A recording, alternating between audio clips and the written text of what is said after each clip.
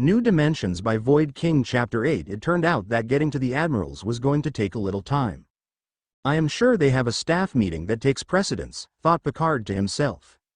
He and Riker agreed that given their unknown situation, a potential new threat and the fact that they could not use the transporter to get off of the Orville quickly, that Commander Riker should return to the Enterprise. Data stayed on board along with Dr. Crusher to help map out the differences between the two universes. Captain Mercer suggested an informal reception in his quarters so the crews could get to know each other. The Federation shuttlecraft arrived in the Orville's shuttle bay. Captain Picard left the small vessel followed by Mr. Worf and Counselor Troy. Picard had a small package in his hand. Ed Mercer, Kelly Grayson, John Lamar, and Gordon Malloy were waiting for them. Picard stepped up and shook hands with the Orville's captain. Captain Mercer, it is a pleasure to meet you in person. Picard surveyed the Orville crew and nodded to them. May I introduce my Chief Security Officer, Lieutenant Commander Worf, and Ship's Counselor, Deanna Troi. Captain Picard, it is a pleasure to meet you as well. This is my First Officer Commander Grayson, my Chief of Engineering, Commander Lamar, and you have met our primary helmsman, Lieutenant Malloy. They all shook hands. As Lamar shook Deanna's hand, she felt a peculiar emotion and gave him a quizzical look and released his hand. This way, please, said Kelly as she led them out of the shuttle bay. En route, Malloy walked up next to the Federation captain.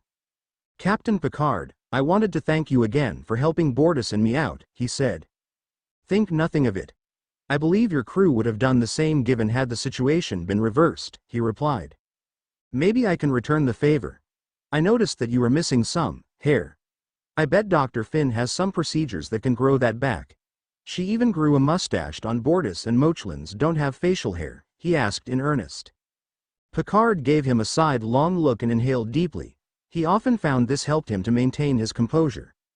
I believe there are any number of treatments available within the Federation that could enhance my follicular status, but I have chosen not to avail myself of them. I believe this is who I am, and since there is no health risk, choose to stay this way.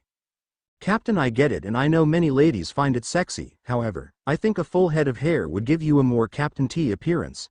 For example. Mr. Malloy, interrupted Picard. Everything I have seen indicates that the Union and Federation have the beginnings of a new potential friendship. I find this conversation an interesting area to test the bounds of this nascent relationship. With that, he resumed his trip to the reception. He could have sworn he heard the sound of Commander Grayson slapping Malloy on the back of his head. Given the size of the group and wishing that the Federation could get a good feeling for his crew, Ed had decided to hold the reception in the main dining area. Picard, Worf, and Deanna walked in.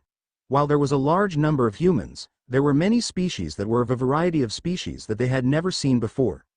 Picard noted a humanoid with a large, bulbous head and another very large species that was vaguely humanoid with a head that seemed to have a mouth that opened in quarters and from which some sort of protrusion emerged periodically. Captain, welcome on board. Picard turned and recognized Bortus, who stood next to another apparent Mochlin and smaller version of the two. This is my mate, Clyden, and my son Topa. I see, responded the captain. Very nice to meet you. Captain Mercer, I hope you don't mind. My family owns a vineyard in La Barre, France. I brought a bottle from our vineyard for you and your crew. Thank you, Captain, said Ed. He looked at the bottle and set it down next to him. Well, at least we have France in common. He thought for a moment. You know, I think there is a Picard vineyard in France as well.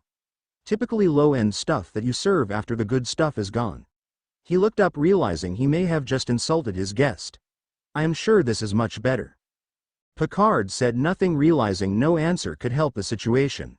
As they talked, Data, Isaac, Dr. Finn, and Dr. Crusher walked in. Dr. Finn was accompanied by two children. They all walked over to Picard and Mercer and stood in a social circle.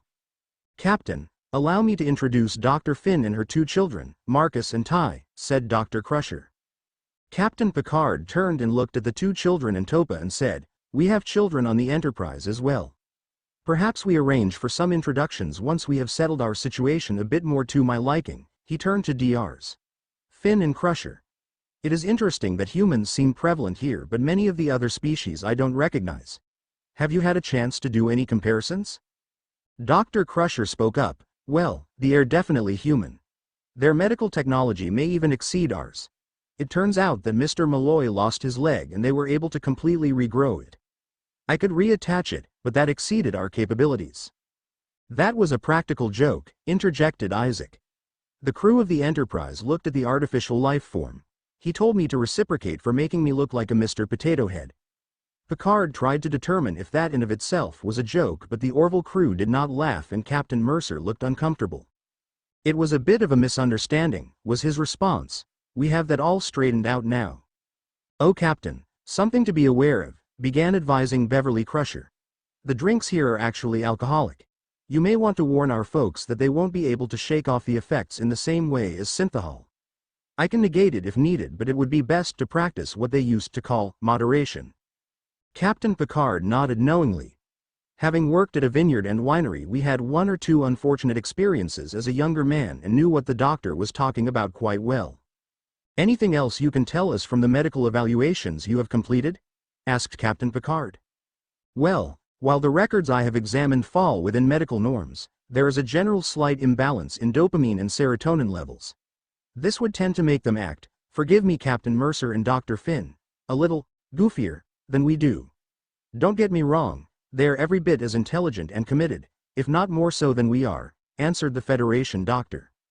Captain Mercer and Commander Grayson just looked at each other and shrugged. Well, I guess we need to have come differences, answered the Union first officer. Just then a green gelatinous blob slithered up to the group. All the Federation officer looked on in surprise as an orifice emerged from the gel and formed a mouth stating, "Hi, I am Yaphet. Nice to meet you all." Captain Picard gathered his wits quickly and said, "Mr. Yaphet, excuse our surprise. We certainly have encountered non-humanoid life forms, some of which are intelligent, but we quite frankly have never met a life form quite like you. It is a pleasure to meet you." "Same here," answered Yaphet. His extrusion then turned towards Dr. Crusher. What's your name?" he asked in what she could have sworn was an attempt at a seductive voice. Just as Dr. Finn began to reprimand Yaphet, perhaps with the slightest bit of jealousy about his conduct towards a guest, a call from the bridge came down. "Captain Mercer, Admiral Halsey and Admiral Perry are ready for you." "All right then, ladies and gentlemen, if you will follow me." Mercer turned and headed out of the door followed by his senior staff and the Federation representatives. Things will start to pick up in the next chapter.